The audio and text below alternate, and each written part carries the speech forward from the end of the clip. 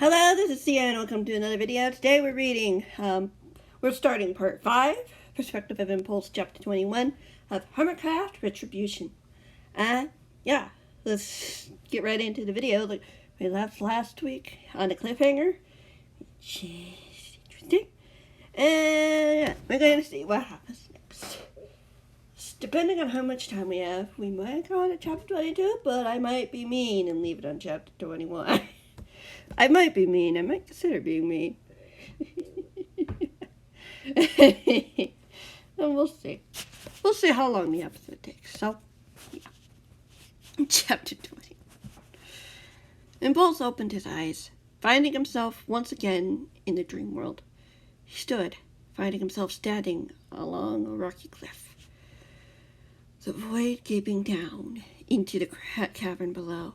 A floating island was before him.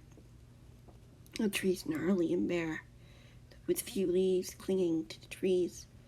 The grass was yellowed and dry, as if it hadn't rained in the area for months.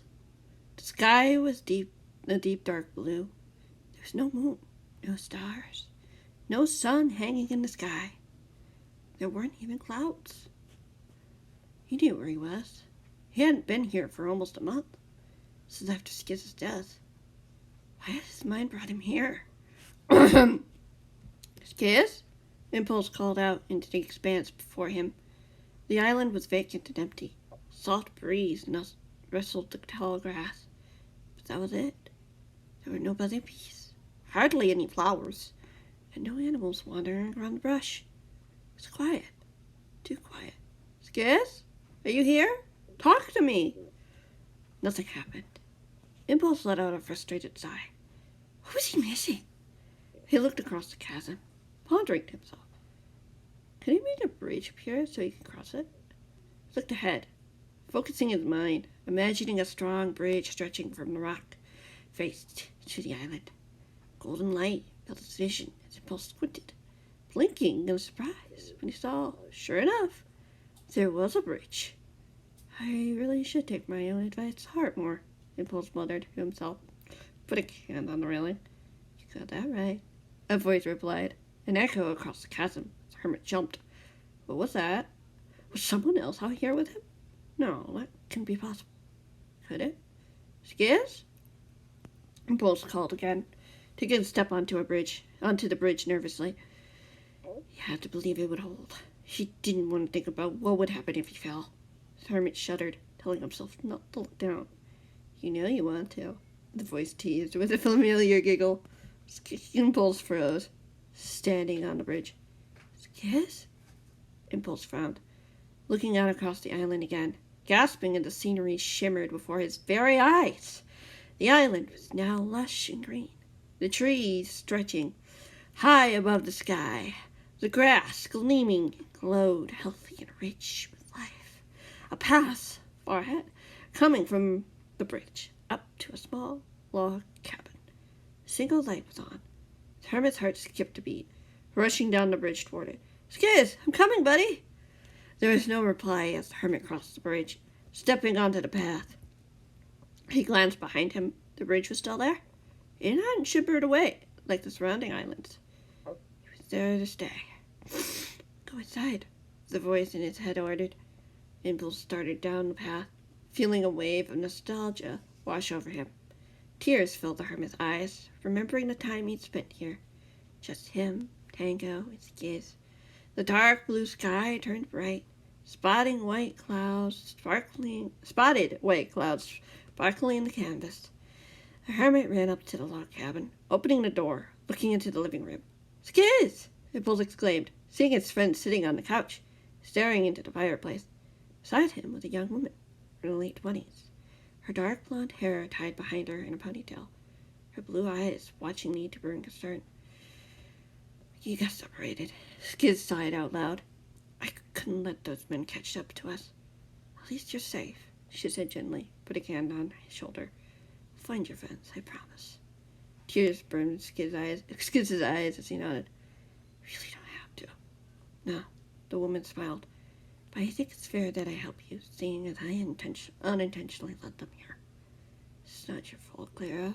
Skid shook his head. Too many names. We just need to be careful now. I wish I had a communicator on me. Shoved in annoyance before smiling. It'd make this so much easier. It's okay. We'll work this out. Skids rose. I know Impulse will do anything to find me. Right here! Impulse insisted, running across the room to his friend, waving a hand over the YouTuber's blank face. You're in a memory. Skids' thoughts hushed the hermit's frantic attempts. I can't see you, but you can see me. Why are you showing me this? Impulse demanded. You asked me to. Skids giggled.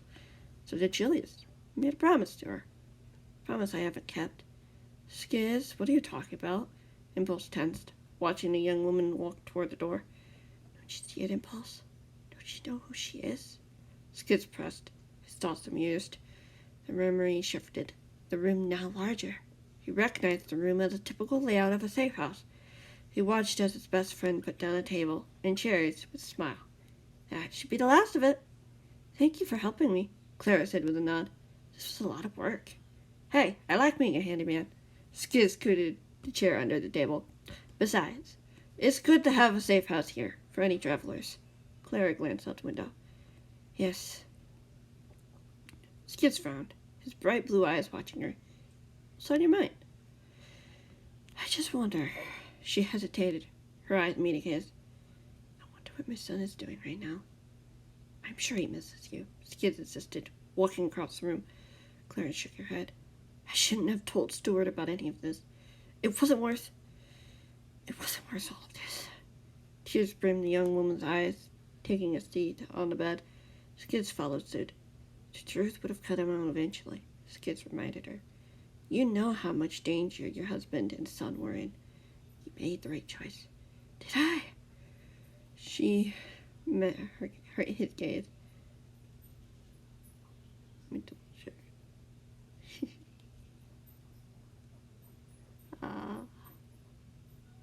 To Stephen. I think I might have accidentally said Stuart.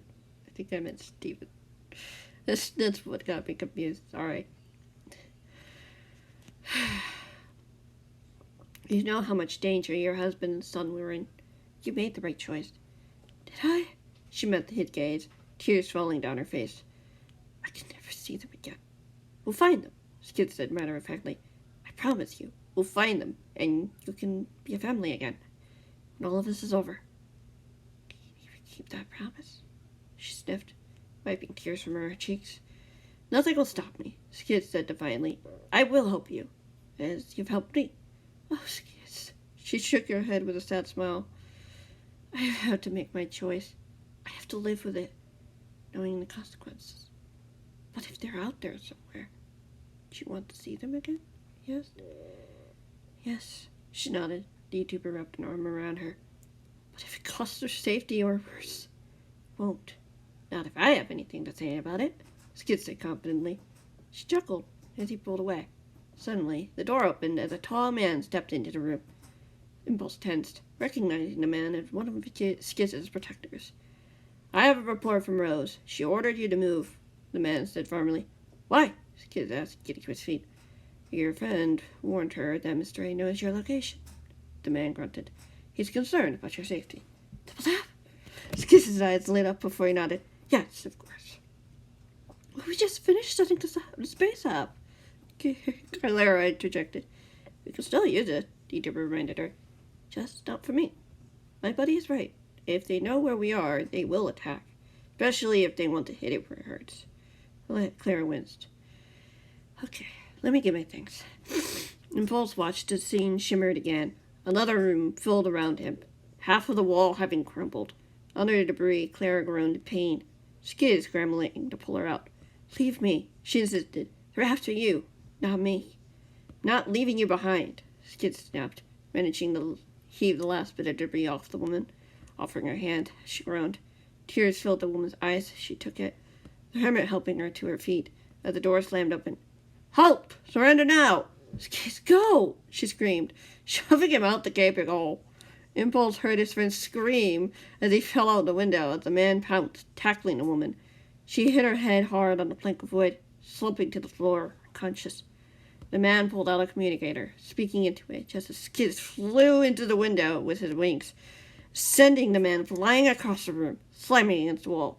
"Stay away from her, you jerk!" The YouTuber glared at the man. Suddenly, two more men in familiar Mr. A uniforms charged in. The familiar Mr. A uniform charged in, dragging Skids away from the man.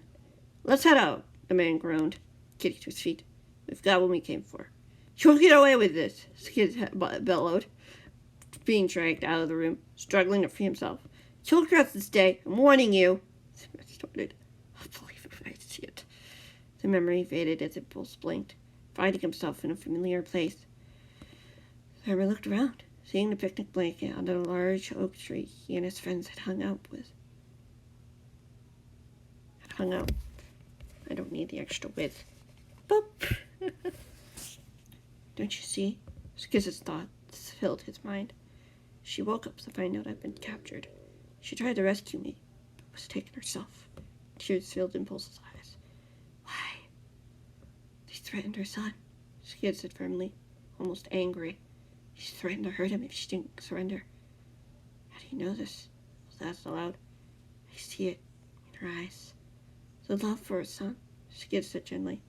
His tears fell. They told her about what happened to her husband. "Wait," Impulse paused. "Clara is Julius' mother, isn't she?" There was no reply. But he didn't need one, as tears continued to fall. The hermit wiped the tears away, closing his eyes to will himself awake.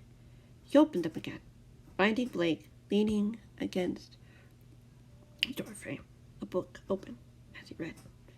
"How long have you been standing there?" Impulse asked sleepily. Blake looking up, closing the book quickly pocketing it. "Not long," the boy said calmly with a smile. "Tired?" "Oh, really?" Impulse sighed. "I was looking to see if I could reach Skids." "Did you?" Blake raised an eyebrow. "He reached me first." Impulse shook his head. Blake chuckled. The hermit got to his feet. "The others will probably need to help setting up the security system in the tower. B-Dubs is doing fine with that," Blake assured him. Impulse nodded, reaching for the communicator in his pocket, stopping when a thought crossed his mind. "I'm in the storage room. Caleb and Eliza are hurt. Gerald is..." Dread filled the hermit as his eyes grew wide. "Scar's in trouble." Blake frowned, turning back toward the hall when a scream filled the hallway. The boy started to run. Impulse, not far behind. Fortunately, this is going to be the end of this episode. Thank you guys so much for watching. Hope you enjoyed. And yeah, I keep leaving you in cliffhangers. I'm sorry. But, hey, it will be worth it. It will be worth it. So, I'll see you in the next one.